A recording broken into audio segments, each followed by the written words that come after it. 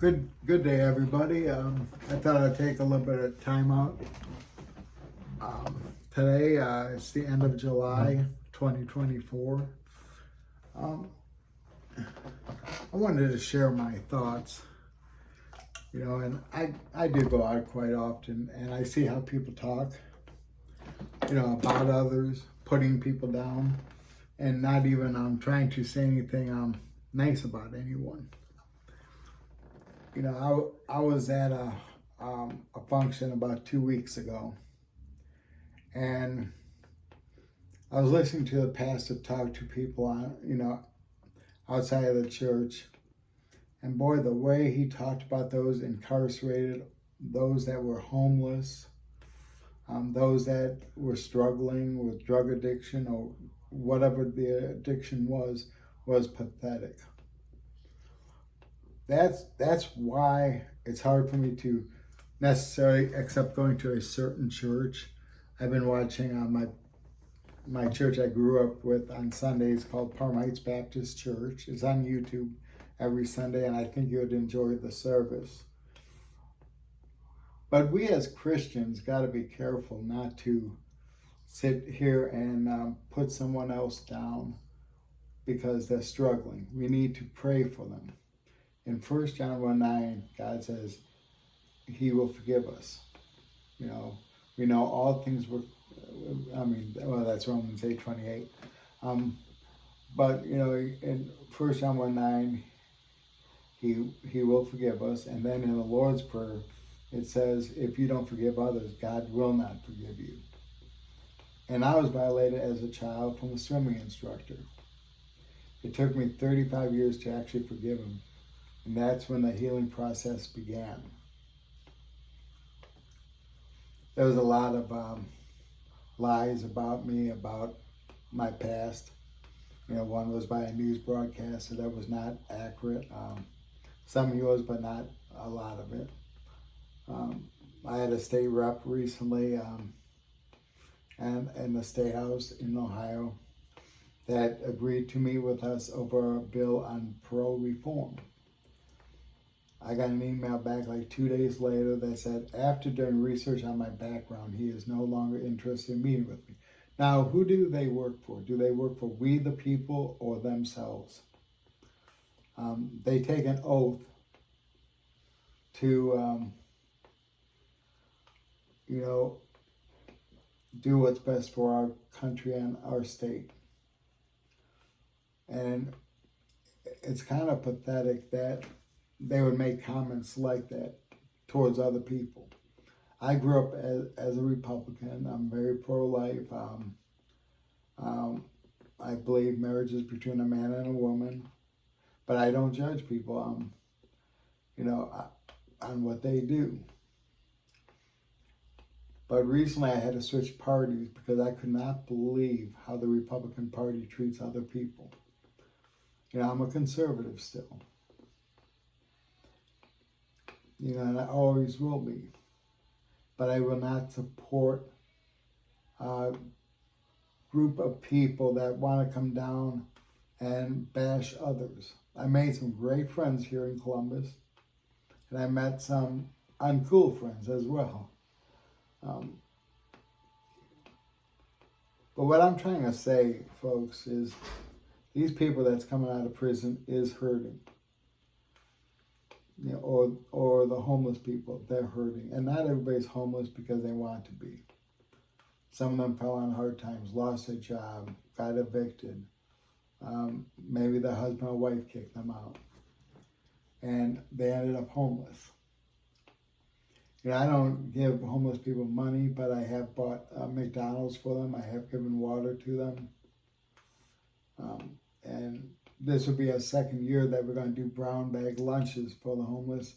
It's going to be at the Church for All People the second Saturday of October. So we're looking for donations for that while I'm doing this. It's Cash App is $Hope for Ohio. These are some of the things that our community and our nation means.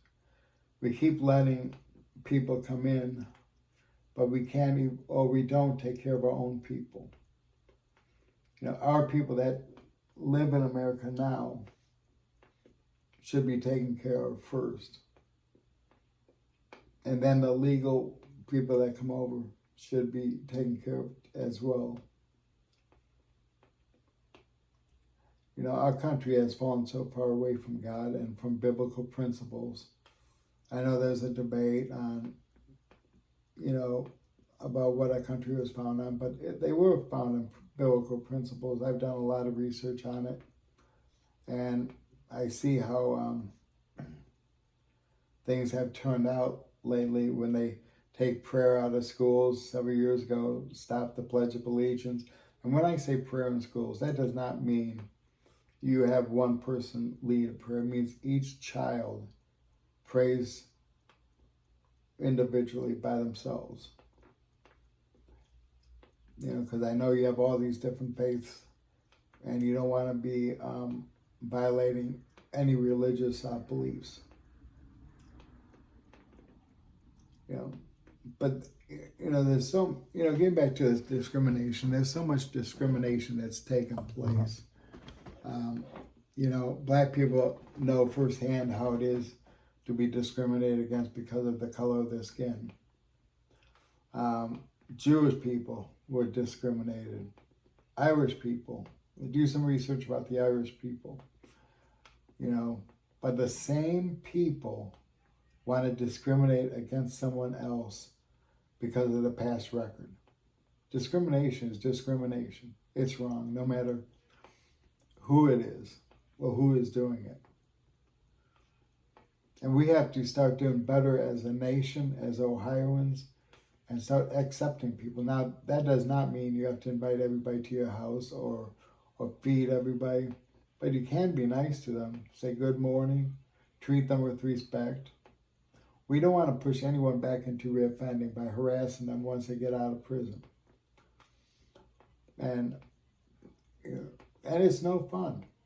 These guys have moms, dads, brothers, sisters, children, wives, ex-wives, and they should still be treated with respect. They did their time. They're not sentenced to life on the outside. I did 15 years. And sometimes the punishment continues. I don't let that bother me because people are just ignorant. I mean, we have a mayor and council in Columbus that are very judgmental, that will not help everybody out. No matter who they are, they just think they're better than everybody. And when you can split up a ticket, instead of having a ticket run who is not in the best interest of the city or in the state of Ohio or the federal government, right now our country is such a mess, politically wise. We need to take our first step to vote for those that are going to represent all people, not just partial. So we do have a responsibility. We need to register to vote. I encourage people coming out of prison to register to vote within the first week. And a lot of them do because they see firsthand the problems that our state is facing. Restrictions where someone can live. Harassing people because of their past. Maybe they're a sex offender or whatever, I'm not sure. But the state of Ohio is putting people's lives in danger when they had that labeling take place.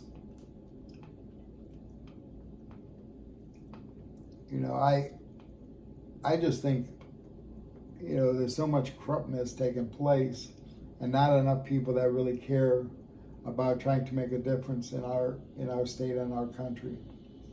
I would really like to see some felons run for office because I do believe they will be more for the people because they struggled and went through some of the same difficulties as others have. So we have a lot to think about.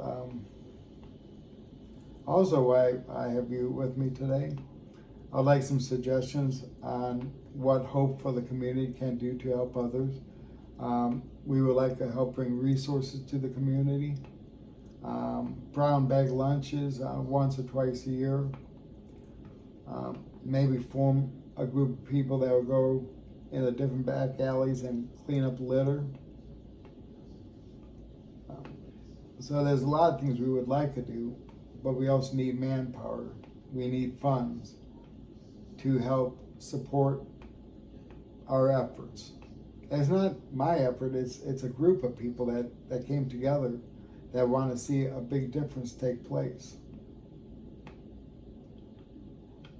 So, yeah, all I want to do is make a difference in our community. The community that so many of us have hurt for so long.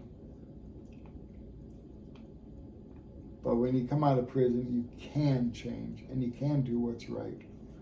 No matter what your political leaders say about you, no matter what the news media says about you, you don't have to be what they say. A lot of times we know the media does not tell the truth. Very rarely do they tell the truth about a guy coming out of prison. You will never see them do a story on a person that has made it, that became successful, that bought a house, that has a nice family. You don't see them doing stories like that because they don't sell. That's why I really don't watch the news. I get tired of hearing the negative stuff that take place. Folks, please pray for people. Don't sit there and bash people. That's not a solution. That's harming society. You know better than a person that actually committed the crime when you do that. And we all have sinned, and most people could have gone to prison, once in their life. I shouldn't say most, a lot of people. You don't have to commit murder or rape to go to prison. It could be drug-related, robbery, stealing, or candy bar. You could get locked up for it. So if you ever did any of those, lying, in the Bible it says God hates liars the most. And remember, there is divine forgiveness. And if you have done wrong, like that, or if you were in prison, if you have victims, you need to ask God for forgiveness as well as the person you offended or hurt, if you're able to. So there's responsibilities that we need to hold on to as soon as when we get out. Everybody, I really appreciate you spending the day, a few minutes with me, and I'll try to do this a little bit more often. Thank you.